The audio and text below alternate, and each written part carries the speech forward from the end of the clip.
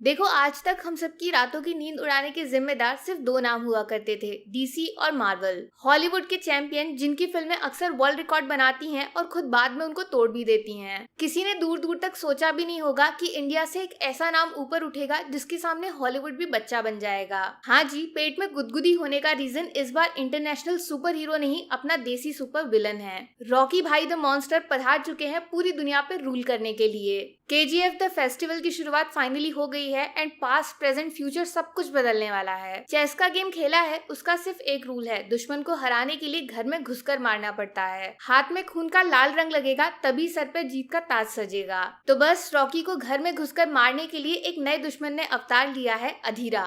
मौत इनकी best friend है और डर इनका निकनेम। सामने अचानक से आ जाए तो सामने वाले की हो जाती है शेम शेम। अब मिलो शतरंज की रानी से, ना हाथ में बंदूक है, ना चाकू, ना तलवार, ऊपर तो देखो वहाँ मौजूद है दिमाग, जो है इनका सबसे बड़ा हथियार। इससे पहले कि आप इनके इश्क में पड़ जाओ, वार्निंग दे दूं, मैडम सिर्फ चेस की नहीं बल्कि पूरे देश की रानी है। लेकिन देश के नक्शे पे एक जगह ऐसी भी है जहाँ खुद देश का कानून नहीं चलता, केजीएफ। यहाँ के राजा हैं अपने रॉकी भाई, जिनके पीछे खड़े हैं हजारों सिपाही। वो सफेद कपड़े, चेहरे पे मिट्टी और धूप में जलता बदन, भूल जाओ सब भूल जाओ। रॉकी अब ब्रांड है, the biggest criminal, the biggest businessman, the biggest villain. तो भैया ले दे के कहानी की समरी कुछ इस प्रकार है कि मुकाबला टक्कर का होगा। जीतने वाले को केजीएफ मिल जाएगा और हारने वाले को सिंपल मौत। बाकी ज्यादा डिटेल में मैं घुसूंगी नहीं, वरना स्पॉइलर हो जाएगा और थिएटर में आपके लिए देखने को कुछ बचेगा नहीं। ऐसा पाप मुझे हरगिज नहीं करना। अब देखो, मैं रिव्यू शुरू करना चाहूंगी उस इंसान का नाम लेकर जो केजीएफ को कन्नड़ा फिल्म इंडस्ट्री से बाहर निकालकर वर्ल्ड फिल्म बनाने का सबसे बड़ा रीजन है। Director sir Prashanth Neel. इनकी स्टोरी टेलिंग जबरदस्त है, क्या कमाल का विजन है, खतरनाक इमेजिनेशन। दिमाग में कहानी सोचकर स्क्रीन पे उतारना और बाद में ऑडियंस को रियलिटी भुलाकर उस नकली कहानी में जीने के लिए मजबूर करना। सैल्यूट है आपकी क्रिएटिविटी को। वैसे इस बार कहानी लास्ट टाइम के मुकाबले ज्यादा डिटेल्ड मिलेगी, ज्यादा कैरेक्टर्स हैं तो एक्स्ट्रा लेयर्स भी हैं। पिछले बार सिर्फ रॉकी और गरुणा थे, इस बार बहुत सारे सरप्राइजेस हैं आपका दिमाग नोचने के लिए। और कमाल की बात ये कि हर कैरेक्टर को इतनी चालाकी से लिखा गया है कि आप अच्छा और बुरा दोनों साइड के नजरियों से हर बंदे को देख सकते हो। कौन क्या कर रहा है, क्यों कर रहा है, उसके पास उसका अपना रीजन मौजूद है। एक एक डिटेल का ध्यान रखा गया है, कंप्लीट राइटिंग। अभी देखो, सिनेमेटोग्राफी बिल्कुल टॉप लेवल की है। हर एक सीन डार्क है, इंटेंस है, कहीं पे भी स्क्रीन से नजर हटाने का मौका नहीं दिया गया। स्क्रीन प्ले भागता है बिल्कुल खरगोश की तरह। इतना कुछ चल रहा है ना आंखों के सामने कि आप वो रिस्क लेना ही नहीं चाहोगे। बजट काफी हाई है और पैसा खर्च किया गया है बड़े बड़े सेट्स पे, जिसकी वजह से आप थिएटर से वापस सिर्फ एक फिल्म देखकर नहीं लौटते, साथ में कभी ना भूलने वाला एक्सपीरियंस लेकर आते हो। लेकिन आंखें सिर्फ देखती हैं, आपको जो फीलिंग्स महसूस हो रही हैं उसका पूरा क्रेडिट जाता है powerful and impactful background music को, जो सैड, रोमांस या कॉमेडी हर सिचुएशन के हिसाब से फिल्म के सीन में एनर्जी डाल देता है।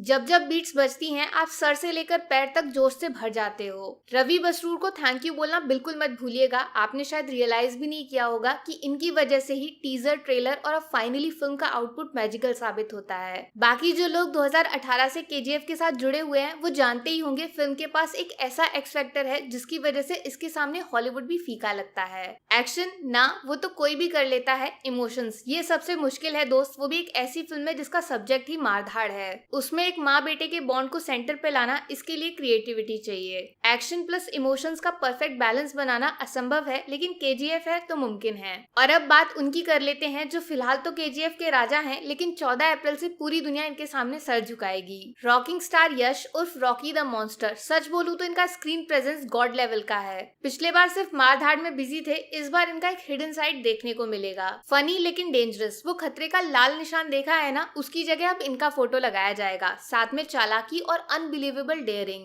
कुछ कमाल के डायलॉग्स भी बोले गए हैं जो दिमाग में अटक जाएंगे आपके। बिल्कुल सिंपल इजी शब्द, लेकिन जिस मुंह से वो निकलते हैं और जिस सिचुएशन में वो बोले जाते हैं पूरा सीन याद हो जाएगा आपको। मैं ज्यादा कुछ तो नहीं बताऊंगी, लेकिन ट्रेलर में जो पार्लियामेंट सीन की झलक देखी आपने और रॉकी वर्सेस अधीरा का वो छोटा सा सीन, फिल्म के अंदर ये दोनों चीजें नेक्स्ट लेवल पे हैं। आंखों पे भरोसा नहीं होगा आपको कि इंडियन सिनेमा में भी ऐसा कुछ बन सकता है। Goosebumps guaranteed 1000%। ये रॉकी को विलन क्यों बोला जाता है, हीरो क्यों नहीं, ये सवाल काफी लोगों ने पूछा है मुझसे। आपको फाइनली उसका जवाब इस बार चैप्टर 2 में मिल जाएगा, वो भी विद प्रूफ। अरे सबसे बढ़िया चीज तो लास्ट के लिए बचाई है मैंने, कास्टिंग। मतलब कौन सा एक्टर कौन सा कैरेक्टर प्ले करेगा, जिसने भी ये फैसला किया था वो बंदा केजीएफ का असली मास्टरमाइंड है। संजय दत्त एज अधीरा हो या फिर Raveena Tandon as the dark queen, या फिर साइड कैरेक्टर्स जिनका ड्यूरेशन थोड़ा छोटा है लेकिन जिम्मेदारी काफी बड़ी। हर कोई रियल लाइफ की तरह आपके दिमाग में एग्जिस्ट करने लगेगा। इतनी स्ट्रॉन्ग परफॉर्मेंस दी है सबने कि किसी एक को बदलने जाओगे तो पूरा केजीएफ का फील गड़बड़ हो जाएगा। आखिरी में सिर्फ इतना बोलना चाहूंगी, हमने जब से फिल्मों को देखा हमेशा बॉलीवुड को ही इंडियन सिनेमा का नाम दिया है, लेकिन एक अकेले बंदे ने पूरी इंडस्ट्री का घमंड तोड़ के रख दिया। कैसे हमको पागल बनाया गया कि बॉलीवुड में ओरिजिनल कंटेंट मिलता है और साउथ में सिर्फ इलॉजिकल एक्शन सीन्स जिन पे चुटकुले बनाए जाते हैं। लेकिन केजीएफ की सक्सेस ये प्रूव करती है कि रीजनल सिनेमा अब बॉलीवुड की पकड़ से बहुत दूर है। दोस्त अगली बार से कन्नड़ा मत बोलिएगा, केजीएफ पूरे इंडिया की फिल्म है।